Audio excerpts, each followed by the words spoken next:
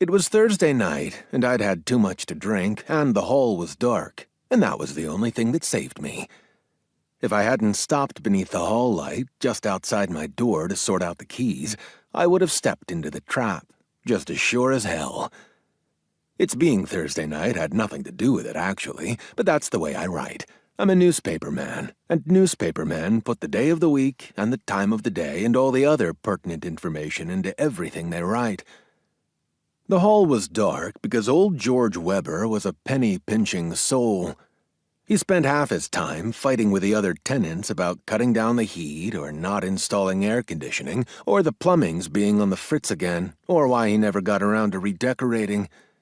He never fought with me because I didn't care. It was a place to sleep and eat occasionally and to spend what spare time I had, and I wasn't fussy. We thought an awful lot of one another, did old George and I. We played pinochle together, and we drank beer together, and every fall we went out to South Dakota for the pheasant hunting. But we wouldn't be going this year, I remembered, because that very morning I had driven old George and Mrs. George out to the airport and had seen them off on a trip to California. And even if old George had stayed at home, we wouldn't have been going, for next week I'd be off on the trip the old man had been after me to make for the last 6 months.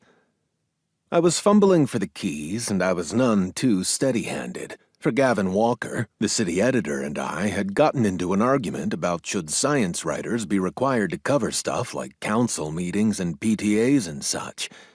Gavin said that they should, and I said that they shouldn't. And first he'd buy some drinks, and then I would buy some drinks, until it came closing time and Ed, the bartender, had to throw us out. I'd wondered, when I left the place, if I should risk driving home or maybe call a cab. I had decided finally that probably I could drive, but I took the back streets where it was unlikely there'd be any cops. I'd got home all right, and had got the car maneuvered into the lot back of the apartment building, but I hadn't tried to park it.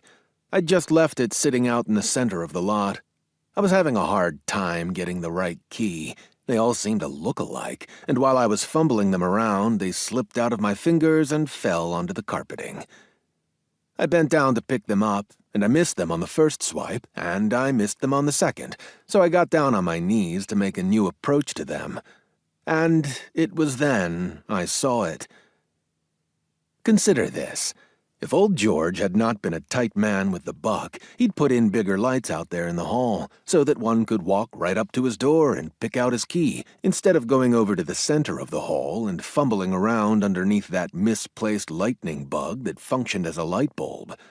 And if I hadn't gotten into the argument with Gavin and taken on a load, I'd never have dropped the keys to start with.